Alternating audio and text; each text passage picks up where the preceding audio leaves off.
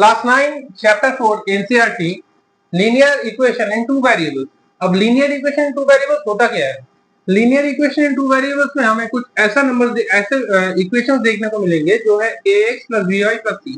मतलब यहाँ पे ऐसे हो सकते हैं जैसे 7x plus 11y plus 33, ऐसा कुछ इक्वेशन हमें मिल सकता है।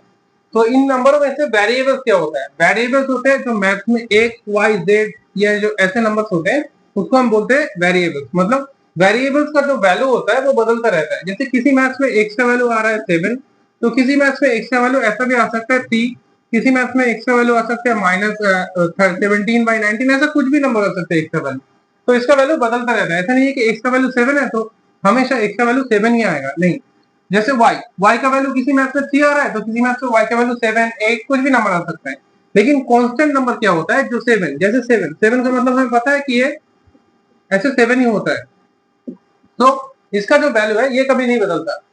जैसे 11 का वैल्यू किसी मैथ्स में 12 नहीं आ सकता, 11 मतलब 11 ही आता है। तो ये जो नंबर्स आते हैं यह कांस्टेंट नंबर, और ये जो x y z ये सब नंबर आते हैं यह है वेरिएबल। और लीनियर क्यों कहा गया है? क्योंकि इसका जो पावर है सब 1 है, इसका पावर 1 है, तो इसलिए इसको लीनियर इक्वेशन कहा गया है। और टू वेरिएबल्स मतलब इस मैथ में दो ही वेरिएबल्स आ सकते हैं, x y z नहीं आएगा, या फिर कोई a b आ सकता है, a और b, ऐसे नहीं a b c d, बहुत सारे वेरिएबल्स नहीं आ सकते।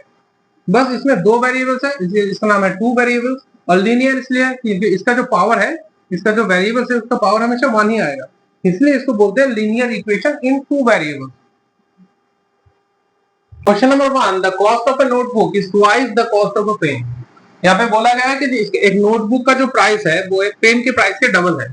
सो हम यहाँ पे लिखेंगे let the cost of a notebook be rupees X. तो हम यहाँ पे नोटबुक का जो प्राइस है उसको हम एक्स लिख लेंगे, एंड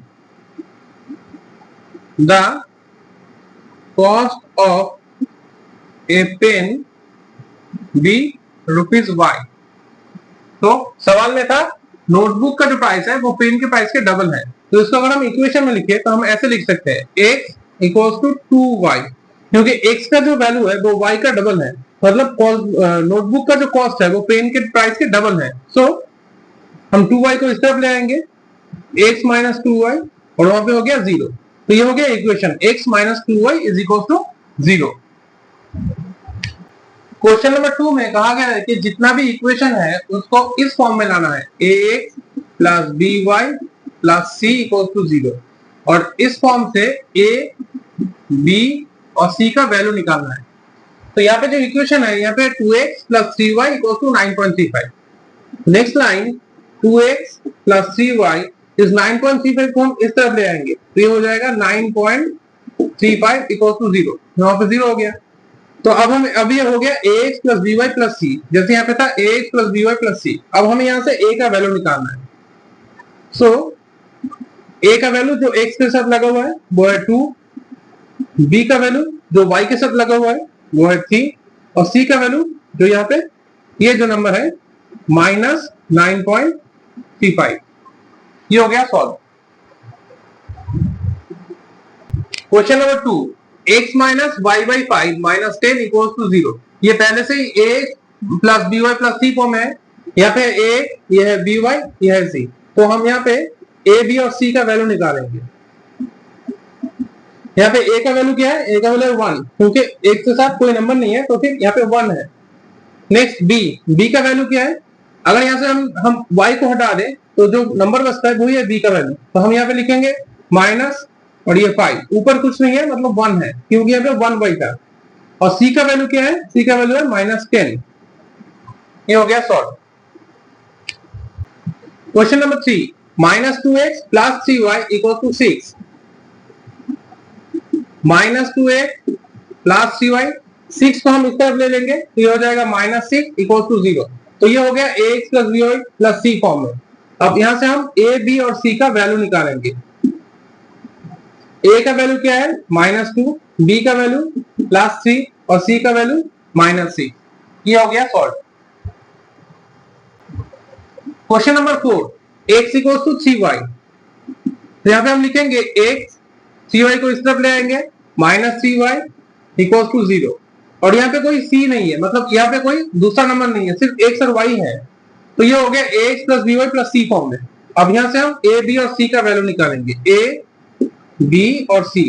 ए का वैल्यू क्या है, जो एक्स के साथ लगा हुआ है मतलब 1। बी का वैल्यू क्या है, जो वाई के साथ लगा हुआ है मतलब -3। और सी का वैल्यू कुछ भी नहीं है, तो ये हो गया 0। Question number 5, 2x equals to -5y। तो यहाँ पे 2x इस 5y को हम इस तरफ ले आएंगे, तो ये हो जाएगा +5y इक्वल्स टू 0। तो ये हो गया ax plus b y plus c form में। अब हम यहाँ से a, b और c का वैल्यू निकालेंगे। तो a का वैल्यू क्या होगा, जो x के साथ लगा हुआ है वो है 2। b का वैल्यू क्या होगा, जो 5 है, y के साथ जो लगा हुआ है। और c का वैल्यू यहाँ पे कुछ भी नहीं है, तो c हो गया 0। Question number 6, 3x plus 2 equals to 0। तो यहाँ पे 3x प्लस 2 मतलब ax plus by, y part नहीं है और c है, तो ये पूरा नंबर इसी तरह है, तो इसको कुछ सॉल्व करने की जरूरत नहीं है, ये पहले से ही ax plus by plus c form में है। तो हम यहाँ पे बस a, b और c का वैल्यू निकालेंगे। तो a का वैल्यू क्या होगा, जो x के साथ लगा हुआ है 3। b का वैल्यू जो y के साथ लगा हुआ होता है, यहाँ पे कोई y नहीं है, तो b का वैल्यू हो जाएगा 0 और c हो जाएगा 2। ये हो गया solve. Question number 7, y minus 2 is equal to 0। यहाँ पे था ax plus b y plus c, यहाँ पे x नहीं है, तो ये हो गया बी वाई और c। x का वैल्यू यहाँ पे नहीं है, तो ये पूरा इक्वेशन फॉर्म में ही है, बस हमें यहाँ से a b और c का वैल्यू निकालना है, a b और c। तो a का वैल्यू क्या होगा, यहाँ पे a तो है नहीं, तो a का वैल्यू हो गया 0। b का वैल्यू जो y के साथ लगा हुआ है मतलब 1, और c का वैल्यू जो ये नंबर है -2। तो ये हो गया solve. Question number 8, 5 equals to 2x। तो यहाँ पे 2x उस तरफ है, तो पहले हम 2x को इस तरफ लाएंगे, तो ये हो जाएगा -2x, और यहाँ पे पहले से था +5 और ये हो गया 0। ये 2x इस तरफ आके हो गया -2x, और ये जो 5 था यहीं पे बैठ गया, क्योंकि इसका कुछ साइन नहीं था, तो ये प्लस हो गया, और y यहाँ पे नहीं है, तो ये हो गया ax plus b y plus c form में। अब हम यहाँ पे a, b और c का वैल्यू लिखेंगे। तो a का वैल्यू क्या होगा, जो x के साथ लगा हुआ है -2। b का वैल्यू जो y के साथ लगा हुआ होता है, यहाँ पे y नहीं है, तो वो हो जाएगा 0। और c का वैल्यू जो ये नंबर है हो गया 5। सॉल्व।